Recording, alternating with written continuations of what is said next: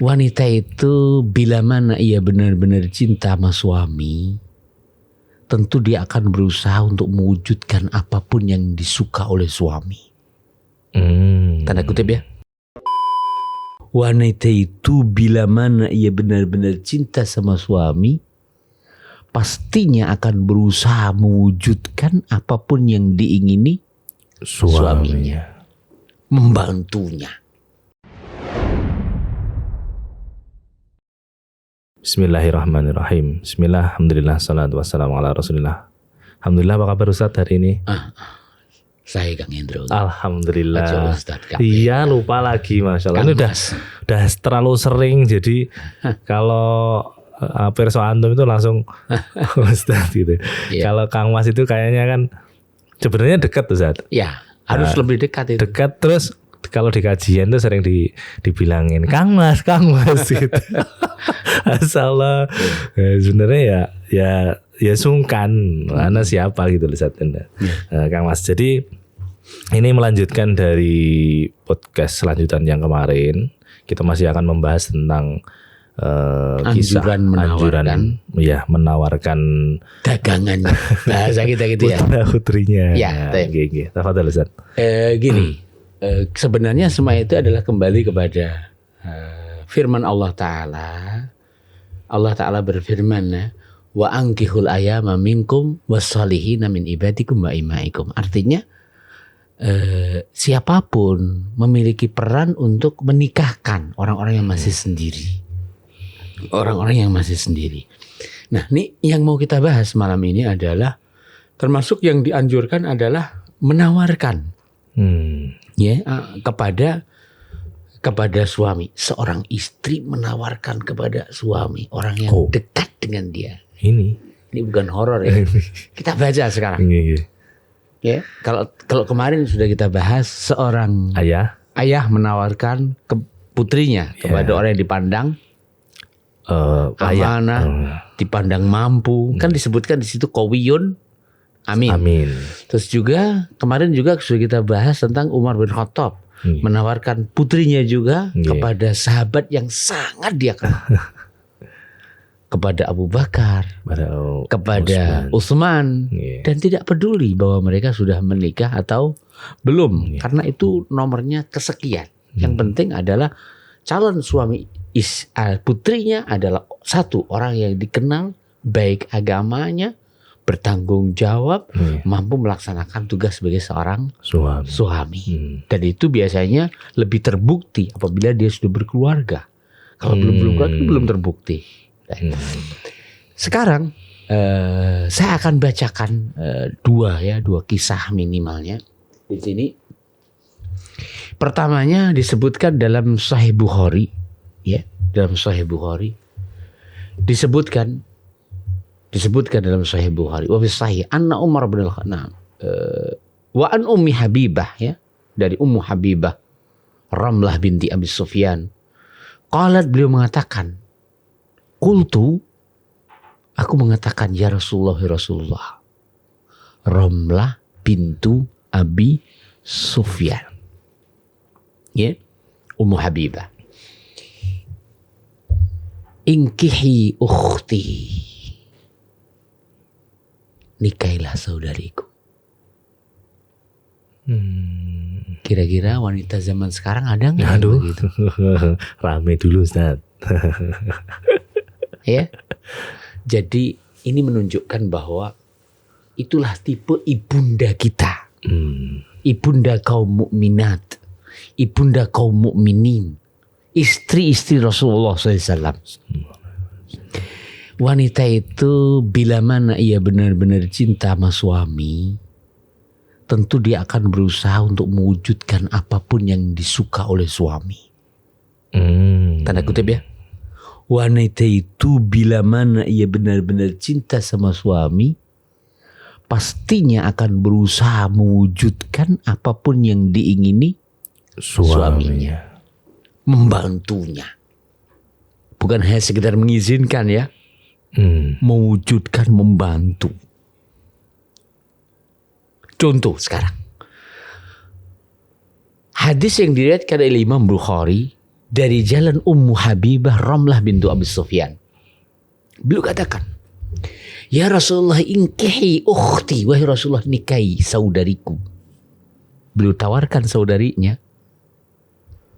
Nah, binta Abi Sufyan, yaitu putrinya Abi Sufyan. Nabi bersabda, bertanya, wa tuhibbina, apakah kamu suka itu? Ada pepatah katakan gini, Kang Indro. Innal habiba lil ahbabi, pakai hak bukan kha. Innal habiba lil ahbabi khuddam. Para pecinta itu lil ahbab, untuk kekasihnya, khuddam, siap menjadi pelayan. Dan itu disadari oleh Rasulullah, bahwa istri-istri Rasulullah adalah melayani Rasulullah sepenuh hati. Mudah-mudahan istri kula, istri panjenengan, dan istri kaum muslimin, amin, tuh apa artinya itu sama seperti itu juga. Ya, awatu hibbina, sampean seneng toh lek saya menikahi adikmu. Ya. Nabi bertanya kepada istri saat istri menawarkan adiknya. Seneng tuh aku menikahi adikmu. Qultu, Ummu Habibah menjawab, "Na'am, betul wahai Rasulullah. Aku seneng sampean menjadi suamiku plus menjadi suami adikku." Ummu Habibah. Ya. Nah. Qultu na'am, lastu laki bimukhliyatin. Lastu, tidaklah aku, laka untukmu, bimukhliyatin, akan membiarkanmu. Artinya saya akan frame bagaimana jenengan mau menikahi adikku. Disettingkan. Disetting begitu rupa. Kata beliau Ummu Habibah, beliau utarakan sebabnya. Wa uhibbu, dan yang kusuka, man syarakatni, siapa yang berserikat bersamaku, fi khairin, dalam kebaikan. Ya, perhatikan. Wanita itu apabila dimadu, dia dan madunya adalah berserikat dalam kebaikan. Berserikat dalam taat kepada suami, berserikat dalam khidmah kepada suami, berserikat dalam mendidik keluarga suami. Poin-poin banyak ya. Jangan dibilang bersaing, tidak. Istri satu sama lain itu berserikat bersama, saling mewujudkan cita-cita dambaan keluarga suami. Karena mereka adalah timnya suami, toh. Namanya tim kan harus kerja sama, saling mendukung. Dan itulah yang difahami oleh Sayyidah Ummu Habibah Ramlah binti Abi Sufyan. Dan harusnya dipahami oleh putri-putri mereka. Siapa? Istri-istri kita kan putri-putri mereka. Wanita kaum muslimat nih, yuk sampean lek gak pengen nyontoh karo Sayyidah Ummu Habibah, mbokmu arep nyontoh sopo? Iya. Gitu ya? Iya. Kita teruskan, Kang. Jadi kata beliau, wa uhibbu man syarakatni fi khairin. Aku suka apabila yang berserikat denganku dalam kebaikan, ukhti, saudaraku sendiri. Faqala Nabi sallallahu, Nabi bersabda, inna dzalika la yahillu li. Inna dzalika, seperti itu, la yahillu li, tidak halal bagiku. Kenapa tidak halal? Allah berfirman di surat An-Nisa, harusnya ini kita dahulukan pembahasannya. Iya. Tapi tidak mengapa, nanti kita bahas wanita mana yang tidak boleh dinikahi. Iya. Nanti ya. Iya. Hutang ini kalau begitu harus kita bayar. Iya.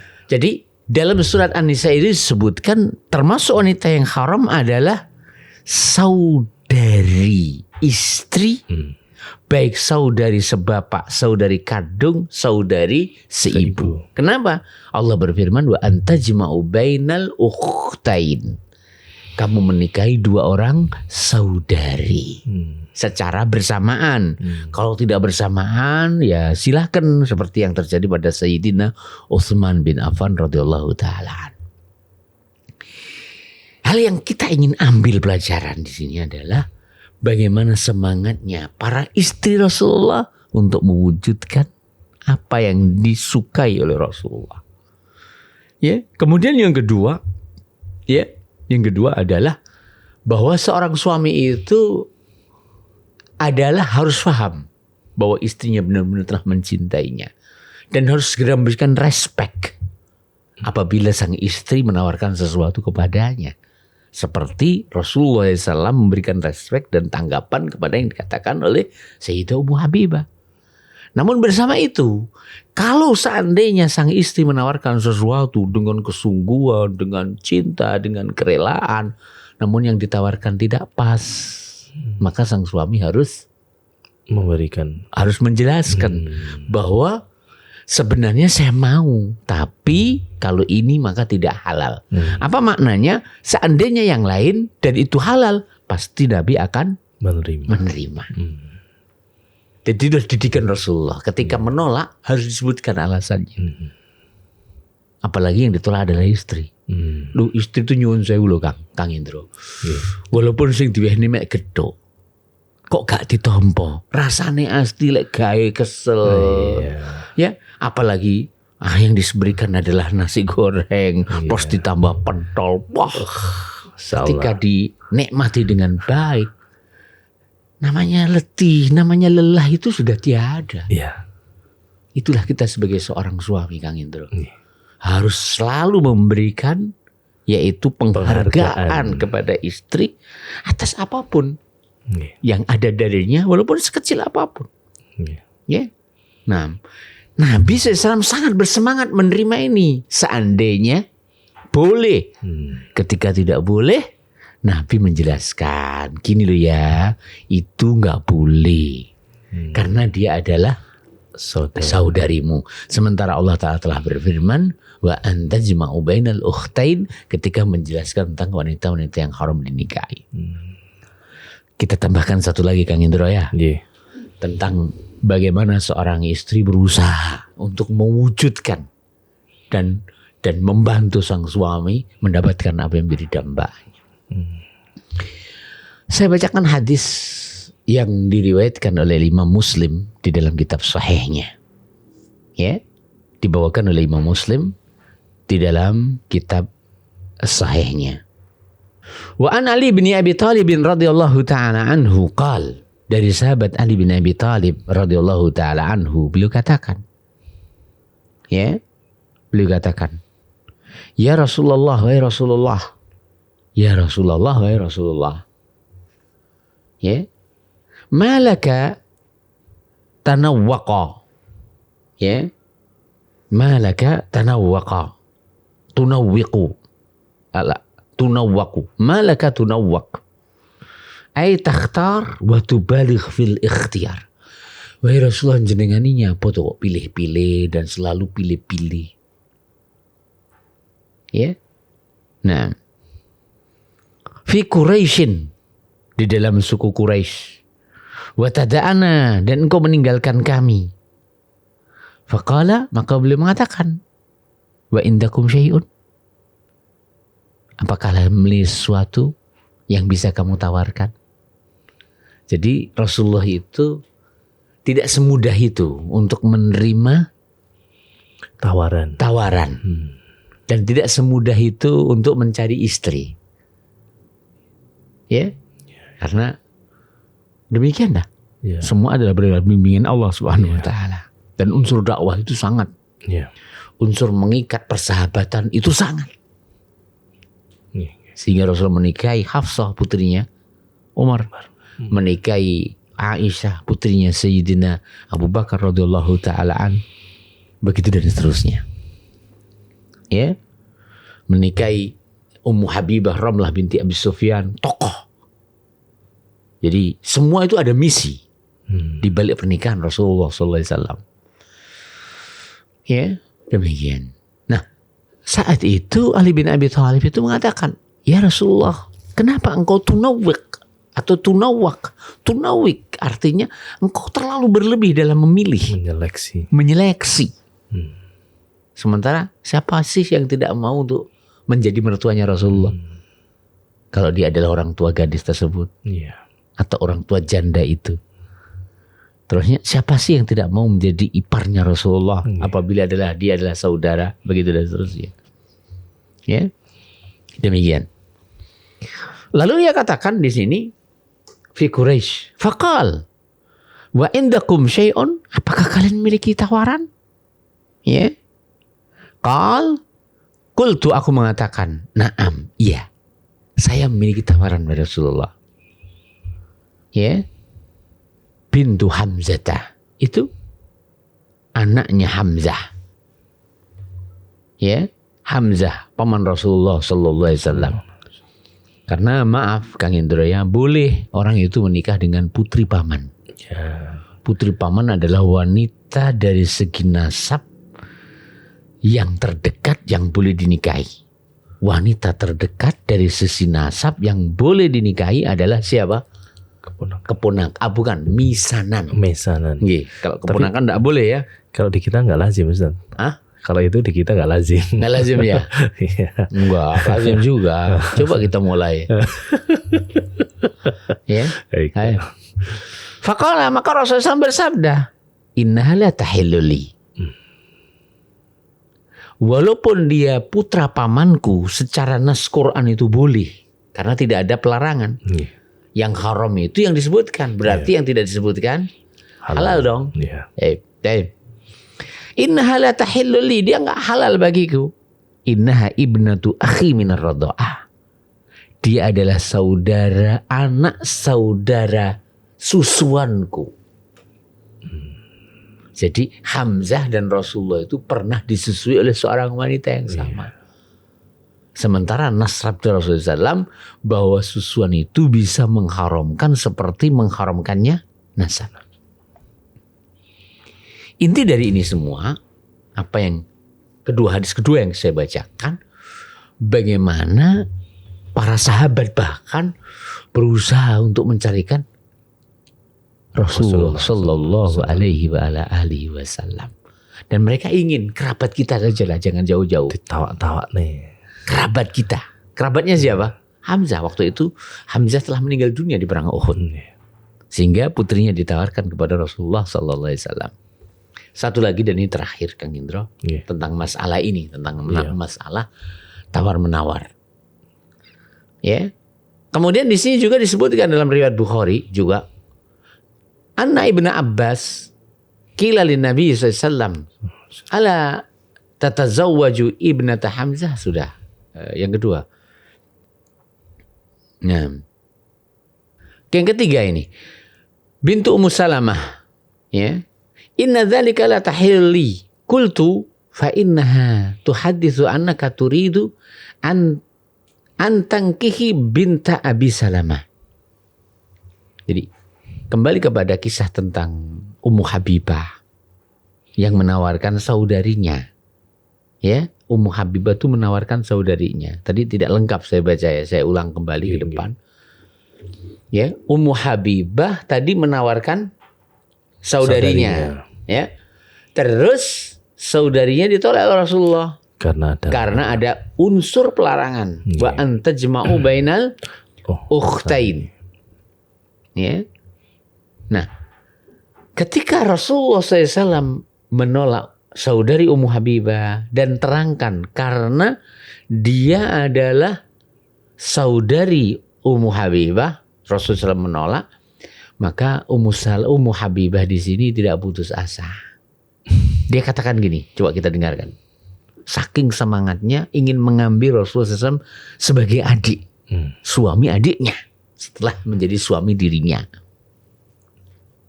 Ya, beliau katakan, ya, fa inna nuhaddatsu, kami itu diceritai, annaka turidu an tankiha binta Abi Salamata. Wahai Rasulullah, kami diceritai jenengan mau menikahi putrinya Ummu Salamah. yaitu yang namanya Salamah. Karena ana dengar sampean mau menikahi putrinya Ummu Salamah, saya tak biarkan. Saya ingin menikahkan Anda dengan saudariku. Dia punya kru anaknya, saya punya kru adikku. Duh, cinta itu begitu Kang Hendro. Ya. Ya. Nah, Nabi bersabda, bertanya kepada Ummu Habibah, binta Ummi Salamah, yang Anda maksud putrinya Ummu Salamah? Qultu, Ummu Habibah menjawab, na'am, iya. Faqal, maka Nabi bersabda, lau annaha lam takun rabibati, seandainya Salamah itu bukan anak tiriku. Rabibah itu anak tiri, anak T. Itu tidak boleh ya. Ketika sang suami sudah menjimai istrinya, anak tirinya tidak boleh. Tapi kalau dibalik boleh. Nanti akan kita bahas pada waktu wanita-wanita yang haram dinikahi. Ya. Faqal, Nabi bersabda, lau annaha lam takun rabibati, andai pun dia bukan anak tiriku, ya, fi hijri, yang dalam asuhanku, ma halatli, Salamah juga nggak boleh bagiku, nggak halal. Innaha sesungguhnya Salamah labnatu akhi minar radha'ah, anak saudara susuku. Ardo'atni wa Aba Salamah, telah menyusuiku dan menyusui Abu Salamah, bapaknya Salamah, ya, suaminya Ummu Salamah yang telah meninggal dunia, Suwaibatu Suwaibah.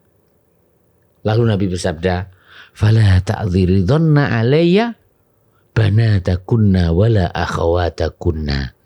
Kamu jangan tawarkan atasku anak-anakmu, dan juga jangan tawarkan atasku putri-putrimu. Jadi kita baca 2 kisah tadi ya. Kisah pertama, Ummu Habibah pertama menawarkan adik perempuannya. Lalu Nabi menolak dan menjelaskan itu tidak halal. Ketika dijawab begitu tidak terima. Kenapa? Selenting punya selenting, ada berita jenengan mau menikahi Salamah. Kan anaknya Ummu Salamah. Kan anak T jenengan. Jadi seakan-akan Ummu Habibah ini memahami berarti ayat itu dikhususkan dong untuk Nabi. Karena ada berita beliau akan menikahi Salamah. Nabi jelaskan, gini loh ya. Andai pun Salamah itu bukan anak tiriku, ia tetap tidak boleh. Karena dia adalah anak saudara sesusuanku. Yaitu Abu Salamah ini pernah disusui oleh Suwaibah, yang Suwaibah juga pernah menyusuiku. Kemudian Rasul menyatakan, jangan tawarkan lagi anak-anakmu dan jangan juga saudari-saudarimu. Lek nawakne konco oleh ora Kang? Kene tak ada nih. Demikian. Kita teruskan nanti. Assalamualaikum warahmatullahi wabarakatuh. Tapi akhirnya ada pertanyaan nih, Ustaz. Ini mungkin perasaan ibu-ibu, Ustaz, kalau mendengar apa yang Tun sampaikan tadi. Iya, itu kan Rasulullah. Lalu kualitasnya kayak kowe ya mau aku nawa-nawane misalkan begitu, Ustaz. Jawabannya kita gimana? Iya. Ya, kita kembalikan. Pendamping kita kan memang sekelas dengan kita. Iya. Sampean juga kelasnya siapa? Jadi gitu kadang-kadang. Tapi seperti itu tidak perlu untuk dijawab. Kadang menyakitkan kalau dikatakan sampean kelasnya siapa. Ya kita sampaikan saja kelasnya Rasulullah yang sudah terjamin dijaga. Para istrinya itu berusaha untuk mencarikan yang istimewa. Apa suamimu itu bisa terjaga, terjamin, tidak nyimpang? Bahaya, lebih bahaya. Loh, kita ini Kang Endro, lebih bahaya Kang Endro. Apalagi denger nih Kang Endro. Ini wasiatnya Imam Ghazali nih. Dengar. Imam Ghazali nih katakan gini. Idza qama dzakaru dzahaba sulusa aqli. Zakar itu apa? Tegak berdiri, 2/3 akal tuh udah hilang. Seterusnya gede. Berarti ini harus. Gitu ya. Allah Ta'ala. Tapi harus diiringi dengan senantiasa tambahnya ilmu, Ustaz. Betul. Itu ya. Artinya ilmu itu harus. Semangat saja tidak cukup. Tidak cukup. Tidak cukup semangat saja. Siap. Ilmu itu harus. Nah.